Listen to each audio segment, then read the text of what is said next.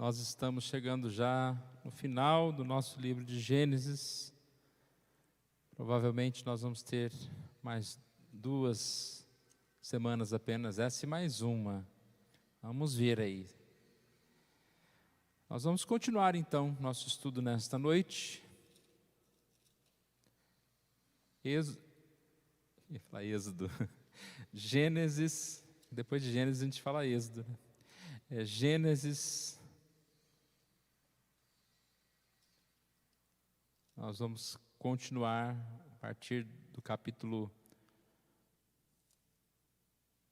45, verso 25 em diante.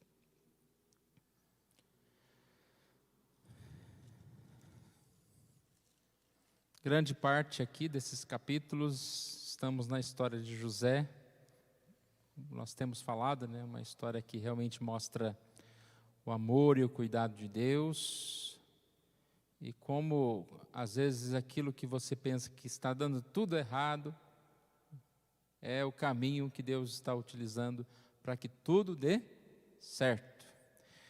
A vida de José é um exemplo de pessoa que começou, até os 17 anos ele ficou lá na casa com seus pais e com seus irmãos, quando foi vendido para o Egito.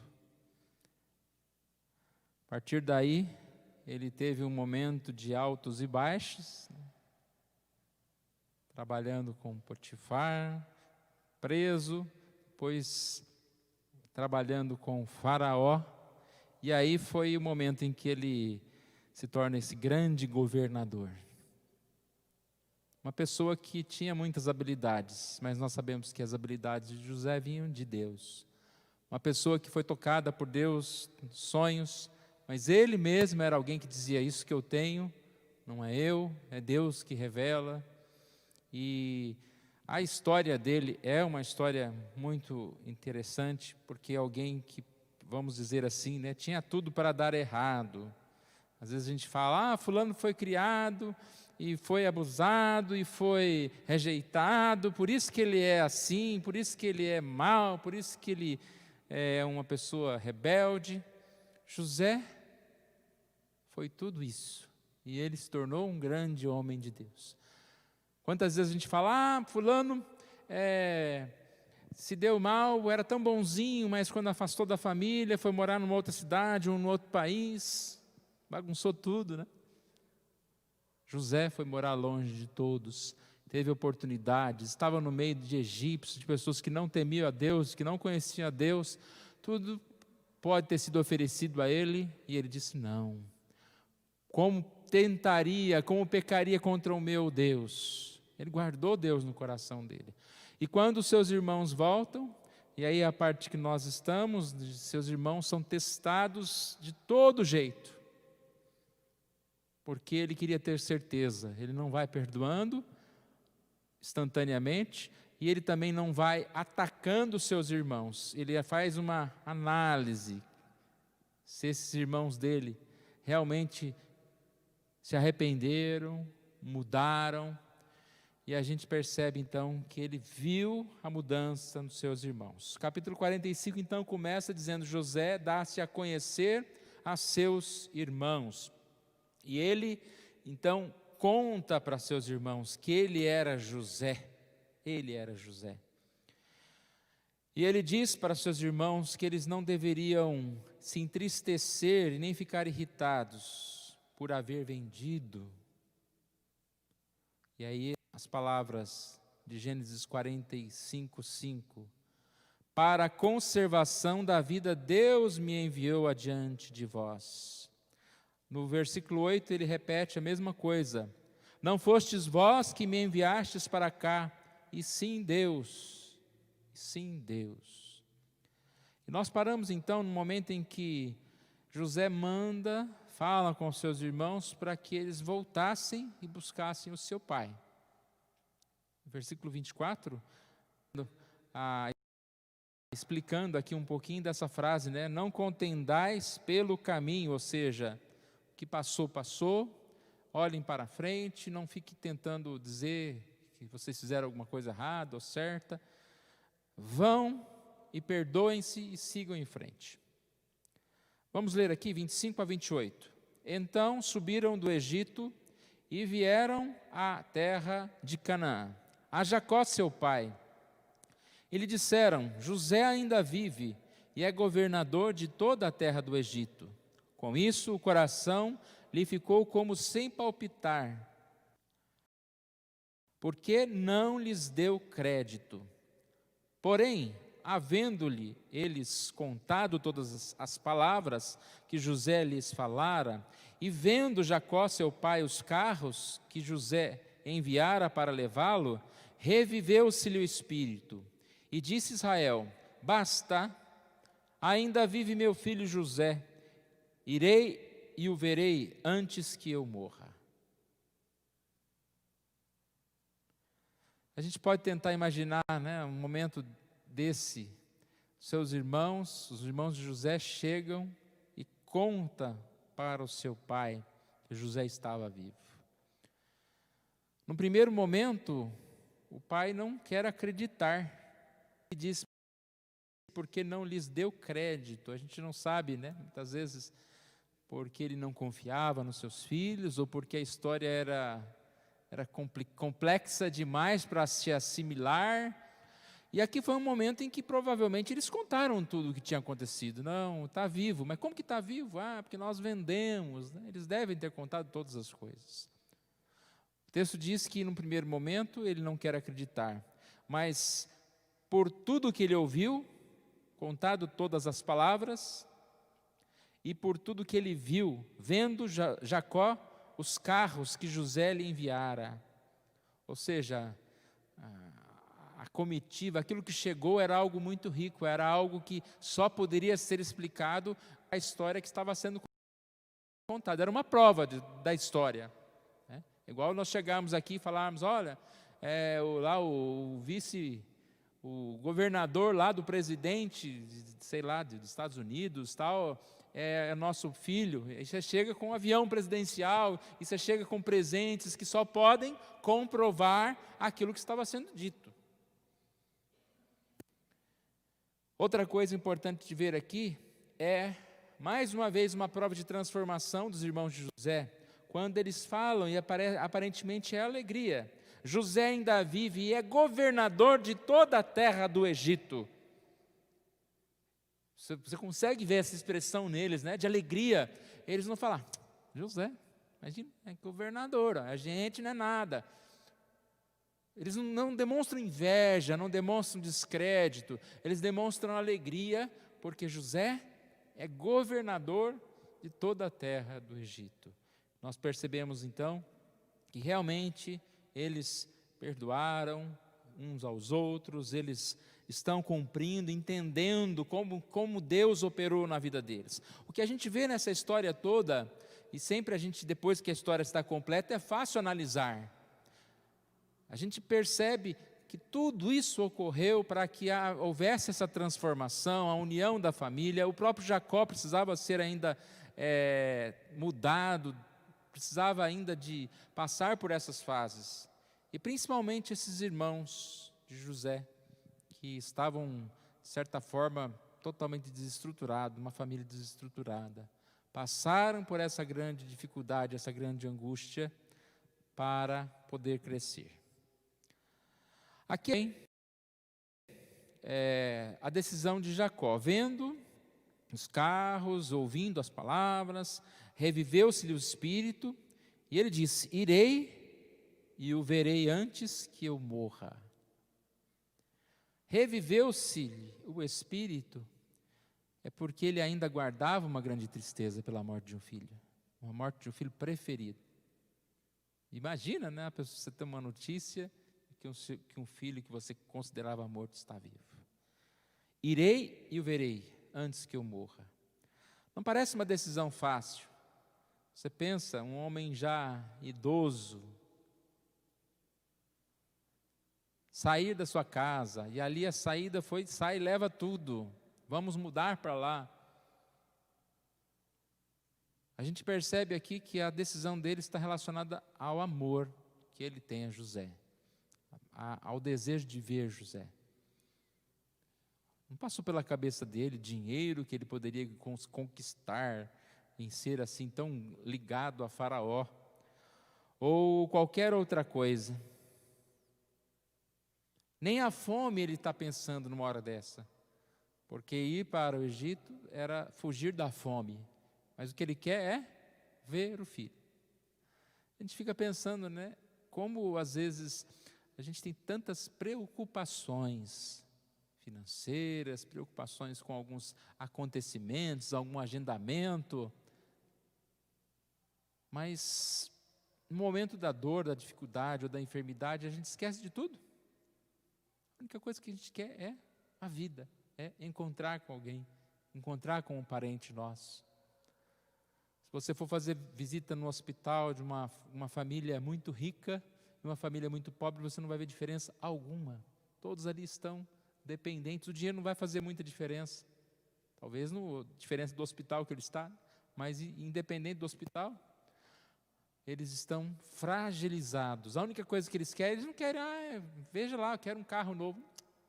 Eles querem a vida. E aqui ele quer encontrar o seu filho, ele quer a família. Vamos ler mais um trecho, 46, a partir do verso 1. Partiu, pois, Israel com tudo o que possuía, e veio a Berseba, e ofereceu sacrifícios ao Deus de Isaque, seu pai.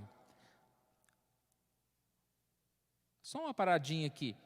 Eles foram, mas a decisão ainda estava, de certa forma, ela foi acontecendo no caminho.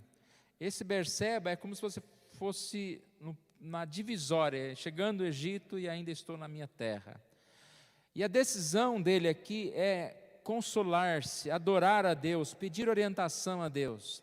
Sabe quando você tomou uma decisão, não vou mudar para uma outra cidade. Só que antes de ir, você vai lá na sua igreja, faça uma oração, ou pede o pastor que a família vá na frente para orar pela mudança, que tudo dê certo nessa nova viagem, nesse novo trabalho.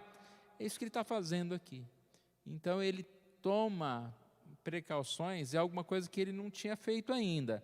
Esse lugar era um lugar que já tinha sido usado por Abraão, por Isaque, lugar que eles tinham oferecido, de certa forma, adoração a Deus, liturgia a Deus. E aqui Jacó, chegou a vez de Jacó. E ele está lá e falou Deus a Israel em visões de noite e disse: Jacó, Jacó. E ele respondeu: eis-me aqui. Parece que ele estava lá, mas ainda essa Jacó, Jacó é como se tivesse chamado a atenção, né? Lembra do Samuel, Samuel? Será que o Senhor que está falando? A gente vê essas expressões, parece que todo dia o Senhor falava com esses homens, né? Não é bem assim. Tanto que na Bíblia, esse falou Deus só vai aparecer 430 anos depois, lá com Moisés na sarça ardente. Falou o Senhor com Moisés. E aqui então o Senhor fala com Israel. Então é alguma coisa específica, especial, é um momento especial na vida do povo, que era conduzido por Jacó, e sim, Jacó ou Israel, né? Israel. O que Deus fala com ele? Eu sou Deus, o Deus de teu pai. Não temas descer para o Egito, porque lá eu farei de ti uma grande nação. Eu descerei contigo para o Egito e te farei tornar a subir, certamente. A mão de José fechará os teus olhos. Jacó, eis-me aqui. Eu sou Deus, Deus de teu pai.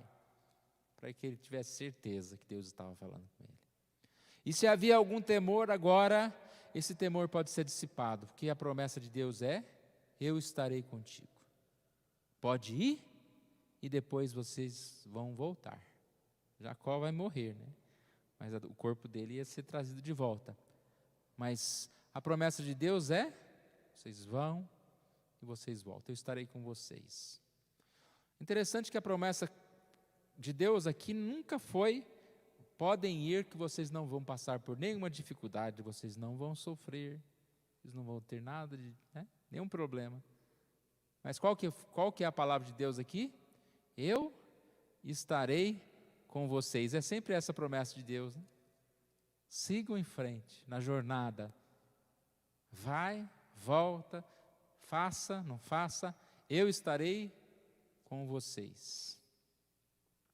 A mão de José fechará os teus olhos. Literalmente, né, antigamente, até hoje, é costume do filho mais velho fechar os olhos, no sentido quando morre a pessoa, fechar o olho, né? Fechar se estiver aberto o olho. Fechar os seus olhos. Versículo 5: Então se levantou Jacó de Berseba, e os filhos de Israel levaram Jacó, seu pai, e seus filhinhos e as suas mulheres nos carros que Faraó enviara para o levar.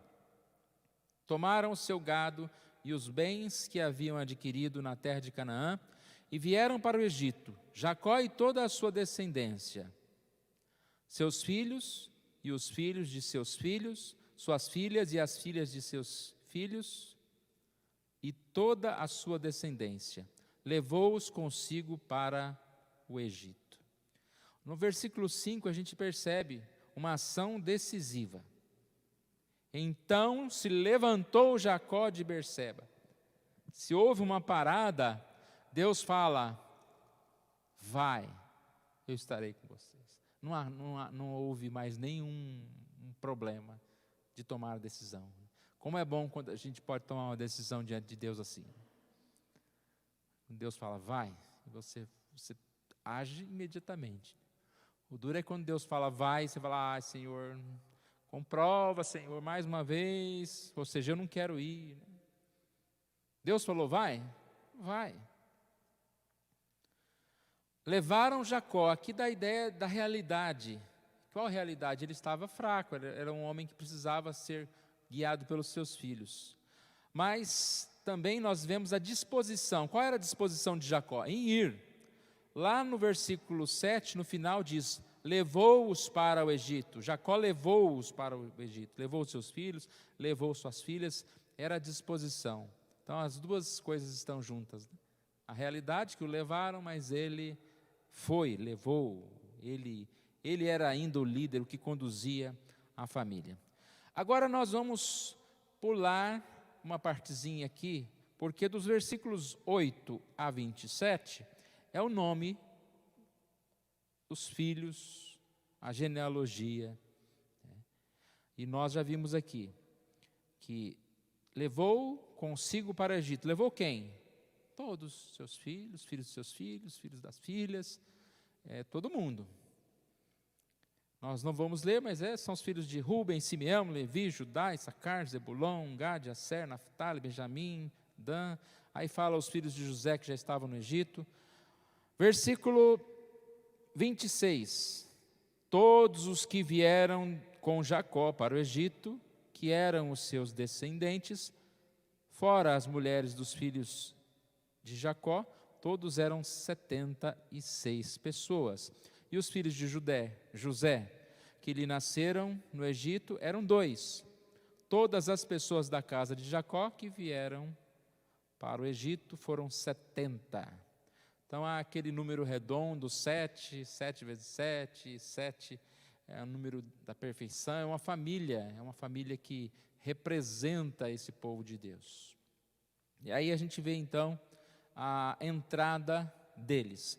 Certa vez, nos nossos estudos anteriores, eu falei que essa saída também tinha uma ideia de livramento, porque onde eles estavam já tinha existido alguns problemas e havia uma certa questão de guerras e também envolvimento com outras famílias, com o pecado. E a gente vai perceber que eles saem do Egito e vão para uma terra chamada terra de Gósen, e ali eles vão ficar separados. Já adiantando, é porque eles cuidavam de gados e não era algo que era muito comum no Egito, então eles ficaram separados. E também esse tipo de trabalho, havia um certo preconceito contra esse tipo de trabalho, para não haver discórdias perseguições, eles vão ficar separados. Mas outro fato interessante da gente relatar aqui é que eles não levaram só a família. Sabe aquela história? Vai lá em casa, né? Para jantar. Tá bom, eu levo a família. Não, eles levaram a família e levaram as suas posses. Tomaram todo o seu gado, os bens que haviam adquirido na terra de Canaã. Eles precisariam da terra, eles precisariam de apoio, mas eles tinham por si o seu sustento. E a ideia deles era continuar trabalhando, era tendo seu sustento. Mas vamos ver então essa entrada? A partir do verso 28, vamos ler até o 34. Jacó enviou Judá diante de si a José para que soubesse encaminhá-lo a Gósen. E chegaram à terra de Gósen. Então José aprontou o seu carro e subiu ao encontro de Israel, seu pai, a Gósen. Apresentou-se, lançou-se-lhe ao pescoço e chorou, assim longo tempo. Disse Israel a José: já posso morrer, pois vi o teu rosto e ainda vives. Vamos dar uma paradinha aqui, que esse encontro é importante. A palavra Gósen vai aparecer várias vezes. Ainda não havia uma definição que eles iriam ficar ali. Mas José, como um grande líder, como um homem de estratégias, ele, sabendo que eles estavam já chegando, ele os encontra ali. Aparentemente, quando diz que José aprontou o seu carro, esse carro devia estar pronto desde o dia que os seus irmãos foram lá buscar o seu pai, né? Ansioso por encontrar, deixou um carro preparado ali. E aí ele vai ao encontro de seu pai. E há um encontro, um grande abraço. Mais uma vez José chorou, algumas vezes aparece ele chorando, ele emocionado. Porque, com certeza, né, o que aconteceu na vida dele, e por mais que ele tivesse vencido dinheiro, fama, faltava alguma coisa, não? A família, e principalmente o seu pai. Então aqui é como se fosse um marco da concretização da estrutura da própria vida de José, quando ele encontra o seu pai. E a mesma coisa para o seu pai. Ele diz: já posso morrer, pois vi o teu rosto e ainda vives. Eu já disse há pouco, né, que era muito importante para ele estar revendo um filho que era considerado morto. Ele usa as mesmas palavras de Simeão, quando Simeão pega Jesus e diz, né, já posso morrer, porque vi a salvação.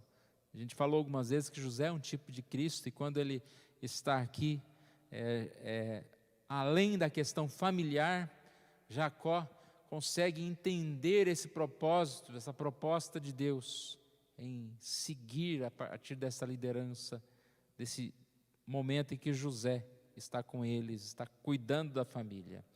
Ele é o resgatador da sua família, ele que vai dar condições da sua família viver. De 31 a 34, José então vai conversar com seus irmãos. José disse a seus irmãos: e à casa de seu pai subirei, farei saber Faraó, e lhe direi: meus irmãos e a casa de meu pai, que estavam na terra de Canaã, vieram para mim. Os homens são pastores, são homens de gado, e trouxeram consigo o seu rebanho e o seu gado, e tudo o que tem. Quando, pois, Faraó vos chamar e vos disser: qual é o vosso trabalho? Respondereis: teus servos foram homens de gado, desde a mocidade. Até agora, tanto nós como nossos pais, para que habiteis na terra de Gósen, porque todo pastor de rebanho é abominação para os egípcios. Lembra que eu disse que José é um administrador, ele tem estratégia. E você já viu gente combinando para mentir, né? Mas aqui é uma combinação para dizer a verdade. José, ele não chegou lá para Faraó e falou: olha, vamos combinar aqui, irmão, porque aqui pastor de rebanho é abominação, então vamos combinar um negócio aqui, vocês falam que faz qualquer coisa, menos que tem gado. Não. A combinação é vocês têm que falar a verdade. Será que passou pela cabeça de José que ele ia lá e falava a verdade para Faraó, e depois vinha lá a sua família? Não, imagina, né? Ia sair alguma coisa diferente.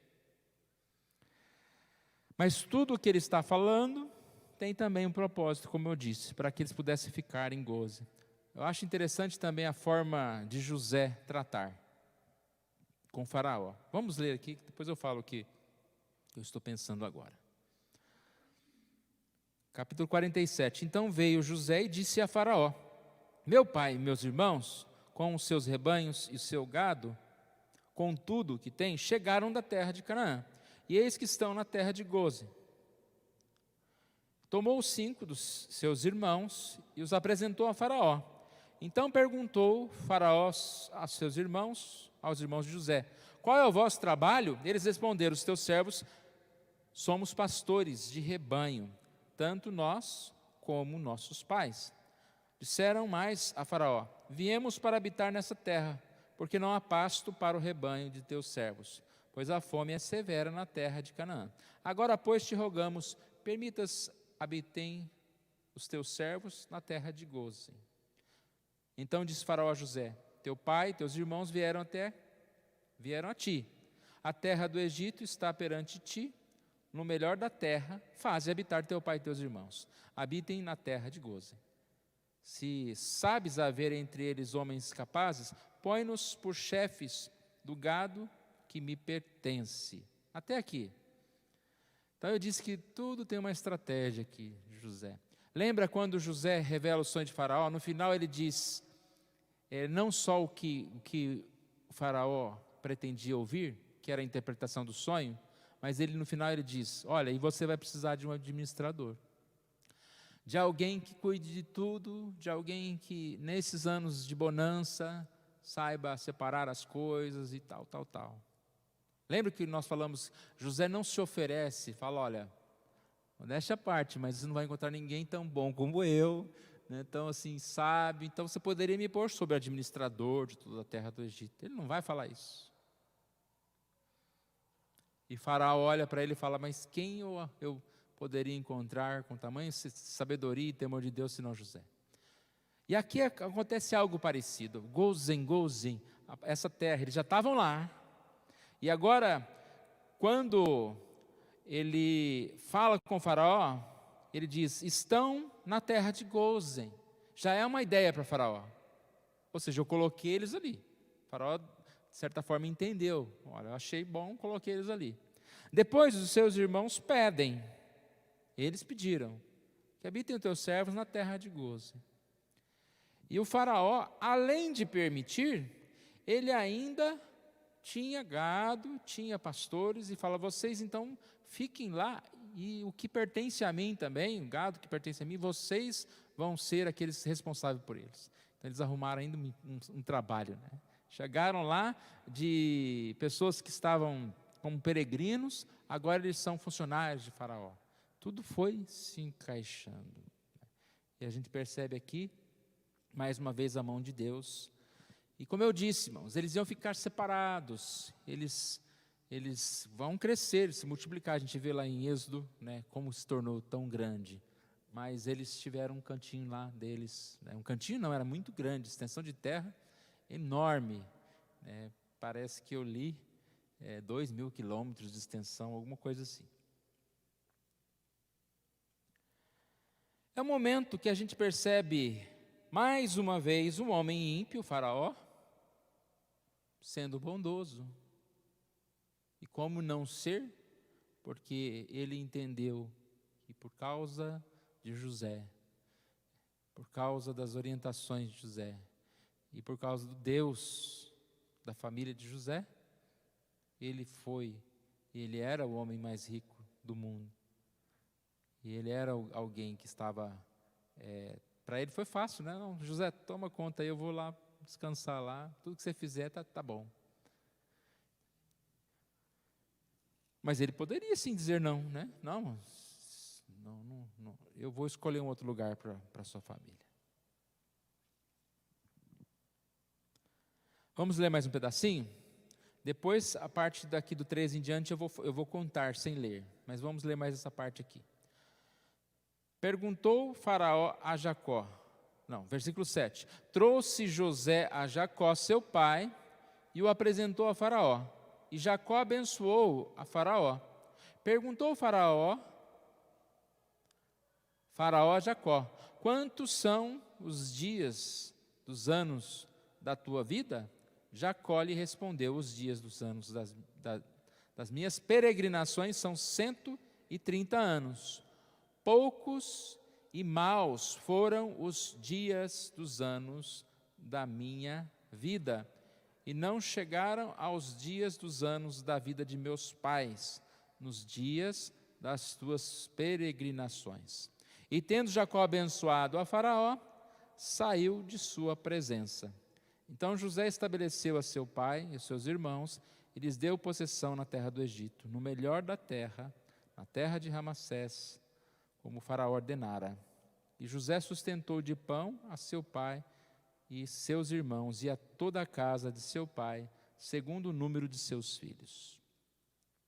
Aqui no encontro, repare que primeiro José leva 5 dos seus irmãos. Ele não ia chegar lá com 70 pessoas da família, ele chegou com 5 dos seus irmãos. Provavelmente escolheu lá os que ele achava melhor para estar na presença de Faraó. E agora ele leva o seu pai. A palavra abençoou aparece só agora, né? Jacó abençoou o Faraó, saudou o Faraó, né? E aqui aparecem 2 vezes. A pergunta sobre a idade, provavelmente é porque os homens egípcios não viviam tanto. Então, diz que eles viviam no máximo 110 anos e Jacó já tinha 130.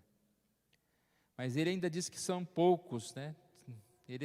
Aqui ele vai falando: minha vida teve muitos problemas, dificuldades, os meus dias não foram fáceis. Mas foi um encontro abençoado, mais uma vez aqui, né? E ele saiu da presença de Faraó. Então não há nenhum problema aqui. José sustentou de pão a seu pai, seus irmãos. Momento de alegria, né? É um fechamento praticamente aqui dessa história. Repare que a partir do verso 13, é como se houvesse uma descrição do que ocorreria com os irmãos de José, com a família de José, se eles não fossem realmente da família de José, não fossem perdoados por José. Então, como eu disse, eu não vou ler todo o texto, mas aqui vai falar sobre a questão que dali para frente só vai piorando. 2 anos, 3 anos, mas 7 anos de necessidade. E as pessoas iam, então, vendiam as coisas que tinham para comprar essa comida. E ali eles voltavam da outra vez e não tinha mais dinheiro. Aí entregavam o que tinham. Depois eles voltavam. Chegava a ponto de falar: olha, a única coisa que a gente tem é a gente mesmo. A gente vai ser escravo de Faraó, mas não deixa a gente com fome. E se a gente lê esse texto assim, meio assim, sei lá, com preconceito, a gente vai pensar: nossa, José é um homem muito mau. Porque aqui vai falar que Faraó vai se enriquecer muito. Todos os tesouros, ele comprou o mundo, né? Tudo era dele. Mas nós sabemos que não é bem essa é a ideia. Na verdade, eles eram abençoados, porque eles poderiam estar na mesma situação. E o que comprova isso? O versículo 25. Responderam eles: a vida nos tem dado, achemos mercê perante meu Senhor, e seremos escravos de Faraó. Estão felizes em ser escravos de Faraó. É um conceito difícil para a gente compreender, mas eles estavam assim abençoando. Mas lembra o que eu disse? Isso aqui é como se fosse um histórico do que seria a vida da família de José, do que seria o povo se não fosse José. Aliás, que se não fosse José, seria pior, né? Porque acredito que todos estariam perecendo. José foi usado por Deus para salvar, para ajudar, para abençoar. Versículo 28. O 27 fala, né, que eles habitaram na terra de Gósen e foram fecundos e se multiplicaram. 28. Jacó viveu na terra do Egito 17 anos, de sorte que os dias de Jacó, os anos de sua vida foram 147. Esse número 17 é expressivo. 17 anos José viveu com o seu pai lá, com o povo, né? Com 17 anos ele foi vendido como escravo. E agora, 17 anos, o seu pai vive com ele. 17 anos primeiro, o seu pai cuidou dele, o pai cuidou dele, e agora, os últimos 17 anos, ele vai cuidar do pai. Assim, então, aproximou-se o tempo da morte de Israel. Chamou José, seu filho, e lhe disse: se agora achei mercê à tua presença, rogo-te que me ponhas a mão debaixo da minha coxa, e uses comigo de beneficência e de verdade. Rogo-te que não me enterres no Egito, porém que eu jaza com meus pais, por isso